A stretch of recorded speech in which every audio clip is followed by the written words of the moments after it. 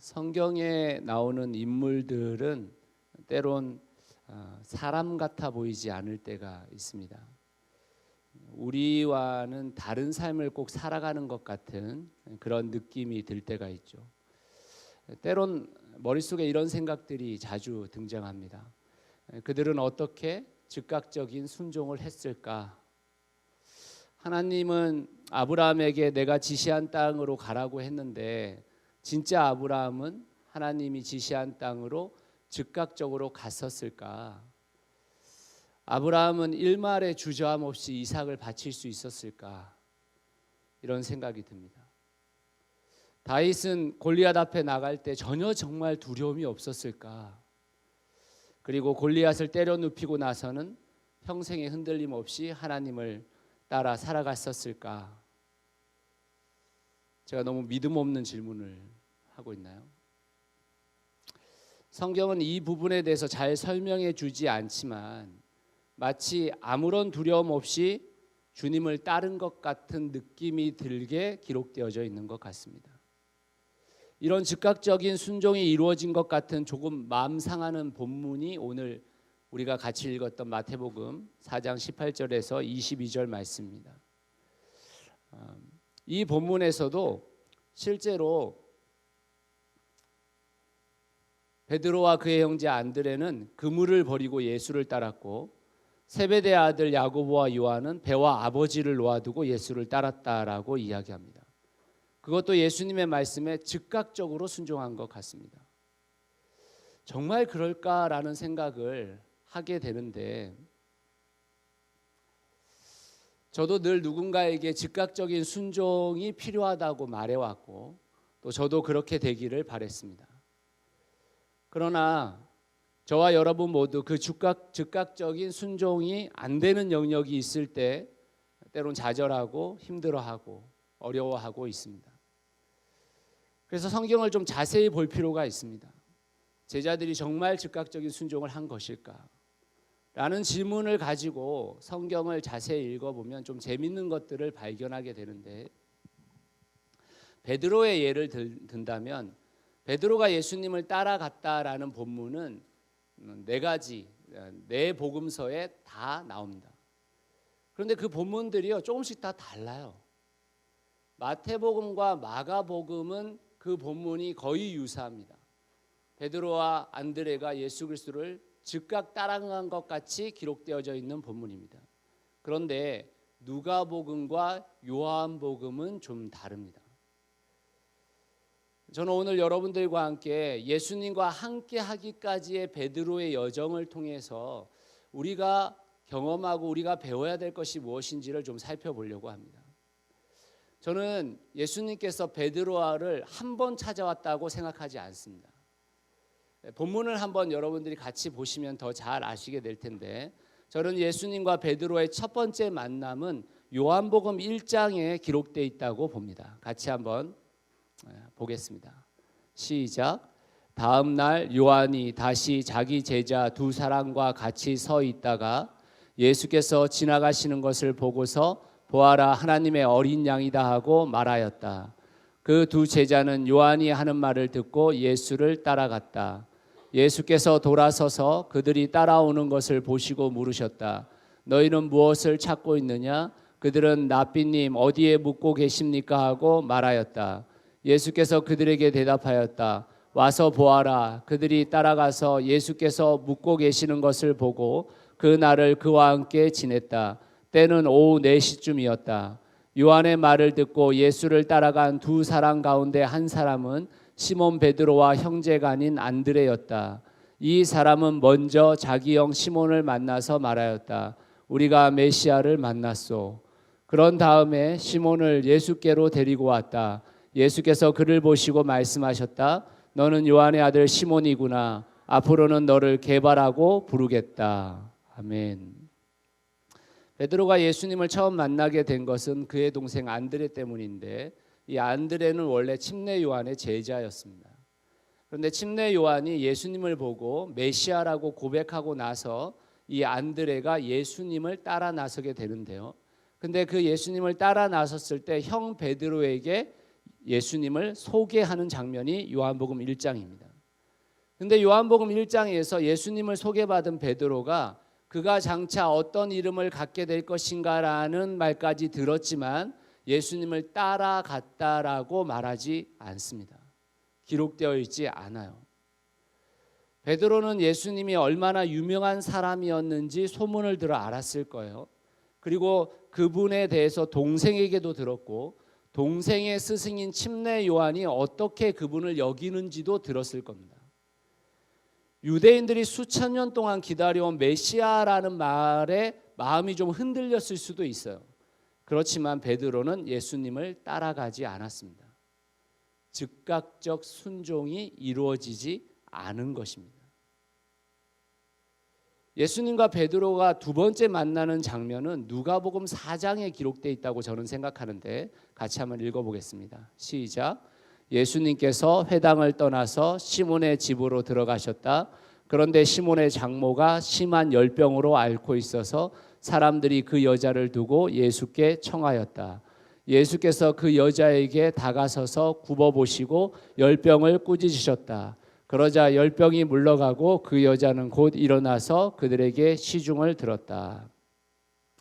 예수님과 베드로의 두 번째 만남은 시몬의 집에서 이루어졌습니다. 예수님은 시몬의 집으로 찾아오셨죠. 시몬의 장모가 심한 열병을 앓고 있다는 것을 알고 사람들이 예수님께 알린 것입니다. 예수님께서 그 열병을 고쳐주셨어요. 그런데 그 장면에서는 베드로가 예수님을 따라갔다라는 말이 없습니다. 예수님의 능력을 직접 목격했는데도 불구하고 베드로는 예수님을 따라 나서지 않았습니다. 숱한 소문을 소문만이 아니라 직접 경험했는데도 예수님을 따라 나서지 않은 것이죠. 즉각적 순종이 이루어지지 않은 것입니다.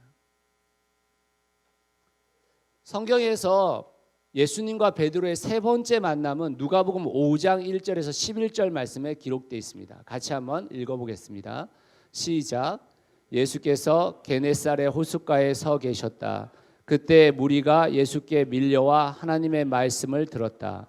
예수께서 보시니 배 두 척이 호숫가에 대어 있고 어부들은 배에서 내려서 그물을 씻고 있었다.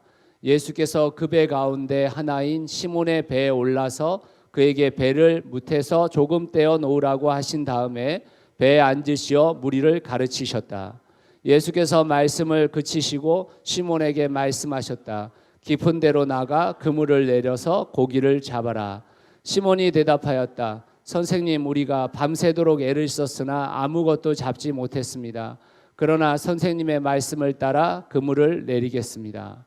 그런 다음에 그대로 하니 많은 고깃대가 걸려들어서 그물이 찢어질 지경이었다.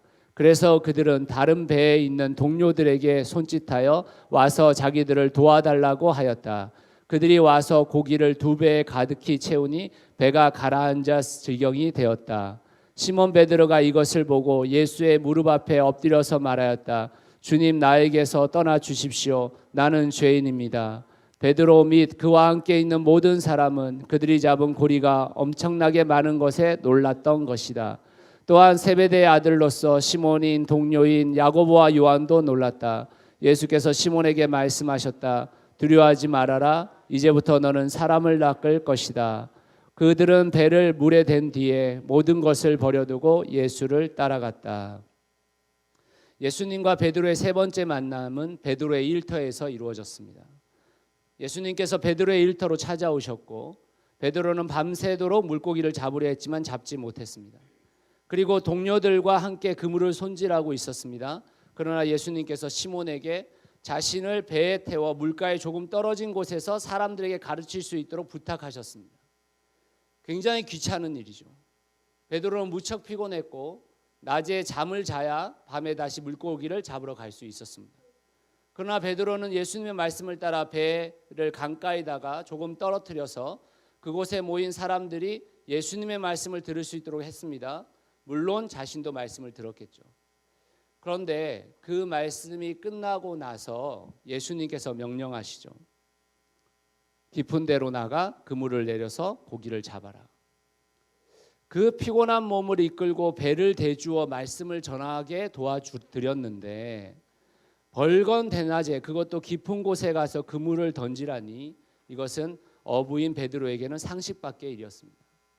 그러나 동생이 말했던 그 대단한 분, 장모의 병까지 고쳐주셨던 그 분의 부탁이었기 때문에 베드로는 이렇게 얘기합니다. 선생님, 우리가 밤새도록 애를 썼으나 아무것도 잡지 못했습니다. 그러나 선생님의 말씀을 따라 그물을 내리겠습니다.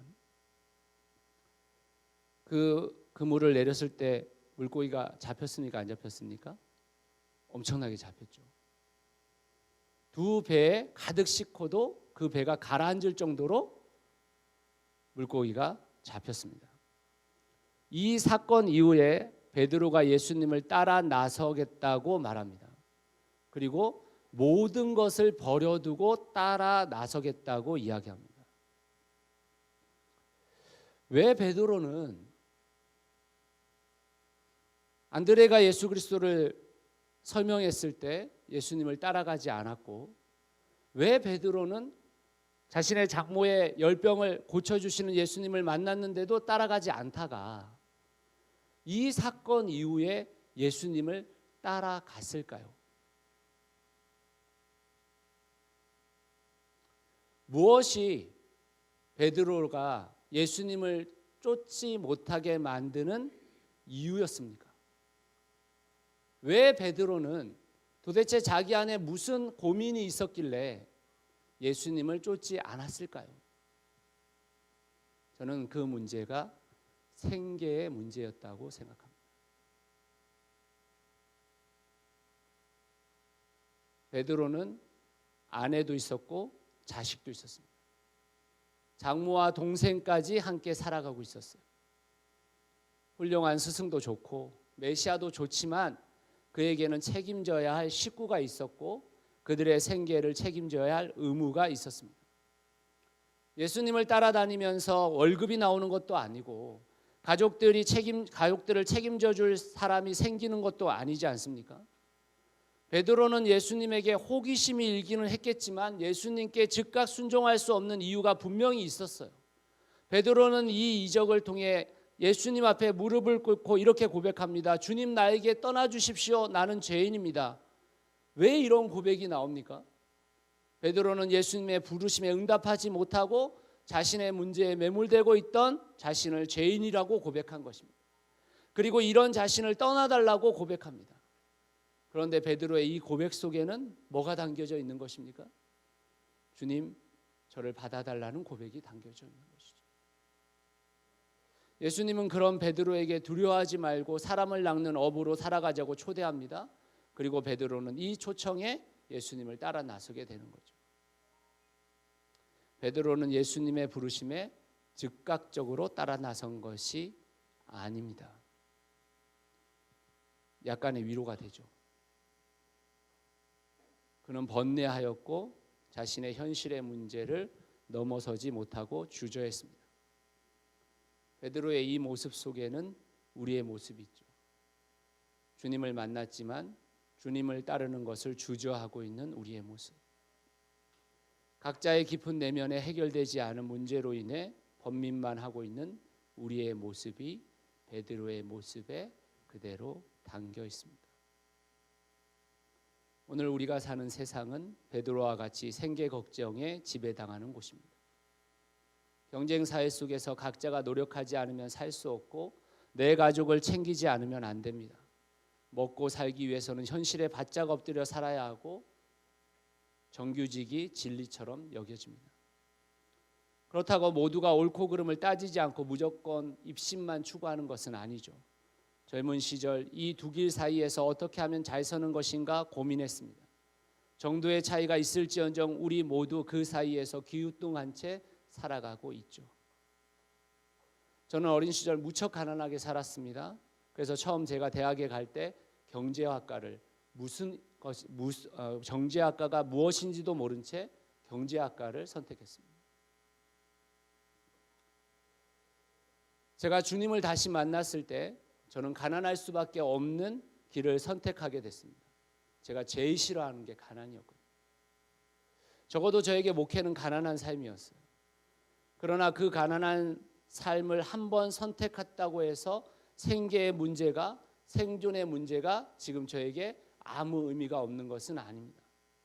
저도 생계의 문제, 생존의 문제가 그 현실로 그대로 저에게 다가오고 있습니다. 그래서 저는 매일 주님께 구합니다. 주님, 저를 오늘도 다시 만나 주십시오. 주님, 저를 매일 만나 주십시오. 사랑하는 성도 여러분, 우리의 문제 해결이 주님에게 있습니다. 우리가 주님을 따를 수 없는 그 깊은 내면 안에 있는 무엇인가가 있죠. 그게 생계의 문제일 수도 있고 그것이 또 다른 문제일 수 있습니다. 주님을 따르지 못하도록 우리의 발목을 잡고 있는 그 문제. 그 문제는 다른 것으로 해결되는 것이 아닙니다. 주님을 다시 만날 때 가능한 것입니다. 여러분의 일터에 찾아오시는 주님을, 여러분의 가정에 찾아오시는 주님을, 여러분 개인적으로 찾아오시는 주님을 만나야 됩니다. 주님을 따르고 싶으시다면 주님을 또 만나는 것 외에는 방법이 없습니다. 다른 방법이 있을 줄 알았습니다. 조금 형편이 나아지면 주님을 따를 수 있을 거라고 생각했어요. 애들이 좀 더 크면 주님을 따를 수 있을 거라고 생각했습니다. 내 상황이 바뀌면, 내 주위에 있는 누군가가 바뀌면 주님을 따를 수 있을 거라고 생각했습니다. 아니요, 그렇지 않습니다. 주님을 오늘 또 만나는 방법밖에 없습니다. 그 방법 외에 다른 방법은 아무것도 아닌 것입니다. 우리의 인생에서 이해되지 않는 일들이 수없이 찾아오죠. 우리 주위에 일어나는 모든 문제들을 다 해결해 주시면 주님을 따를 수 있을 텐데 우리의 문제는 하나도 해결되지 않은 채 주님은 우리에게 당신을 따르라고 말하고 계신 것 같습니다. 지난 3월 2일에 토요일이었는데요. 지인의 부탁으로 다른 교회에 출석하고 계시는 성도가 개업을 한다고 해서 개업 예배를 주관했습니다. 10여 명의 사람들과 기쁘게 개업 예배를 드리고 그 집이 분식점이었는데 분식점에서 해주신 맛있는 분식들을 맛있게 먹고 돌아왔습니다. 3월 11일 날 그 가게가 있는 지역에서 목회자 모임이 있었어요. 그래서 잠깐 그분을 위해서 기도하고 또 이번 주말에 아이들과 함께 가봐야 되겠다는 생각을 갖게 됐습니다. 그런데 3월 14일 목요일 밤에 연락이 왔어요. 그 가게에 불이 났다고. 그 가게 주인의 남편이 와서 방화를 했고 3명의 사상자가 발생했는데 불을 지른 남편은 너무 화상이 심해서 서울로 이송해서 지금 위독한 가운데 있고 가게 주인이었던 자매도 화상이 너무 심해서 충대병원에서 해결이 안 돼서 오송 베스티안 화상 전문 병원의 중환자실에 입원해 있는 상태입니다. 남편의 폭언과 폭행 속에서 살아오면서 삶의 희망을 가지고 개업을 했는데 이런 일들이 벌어지는 것을 보면 정말 이해가 안 되죠. 신앙의 끈을 잡고 버텨온 그 자매에게 얼마나 큰 고통이고 절망이겠어요. 우리는 고된 인생을 살고 있습니다. 우리는 전혀 이해가 되지 않는 수많은 사건 사고를 맞이하고 있습니다. 우리 신앙 있는 자들도 얼마든지 넘어지고 얼마든지 고통당하는 현실을 살고 있습니다. 때로는 하나님이 원망스럽고 때로는 하나님의 마음을 알지 못하는 상황에 우리는 놓여지죠. 그렇더라도 방법은 하나밖에 없습니다. 주님을 다시 만나는 것입니다. 주님을 다시 맞닥뜨리는 방법 외에 방법이 없어요. 주님을 한 번 만나고 끝나는 것이 아니라 주님을 또 만나고 또 만나고 또 만나야 하는 것입니다. 주님을 만나는 것 외에는 이 고통스럽고 이해가 되지 않는 세상에서 주님을 따라 살아가는 것이 너무 어려워요. 너무 힘듭니다. 그것이 욥기의 세상이고 욥기의 마음입니다. 여러분 안에 깊이 자리 잡고 있는 문제가 무엇입니까? 주님을 따르지 못하게 하는 그 문제.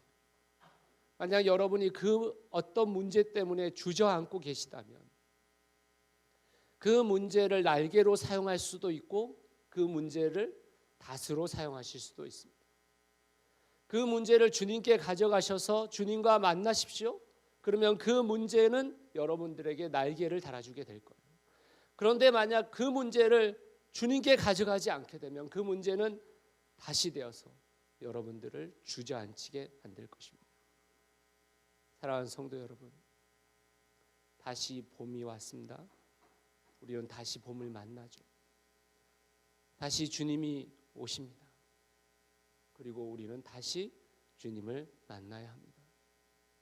오늘도 당신에게 찾아가시는 그 주님을, 당신의 가정과 일터와 삶의 현장에 찾아와 주시는 그 주님을 봄처럼 만나는 깊은 한 주가 되시기를 예수 그리스도의 이름으로 축원합니다. 같이 한번 기도하겠습니다.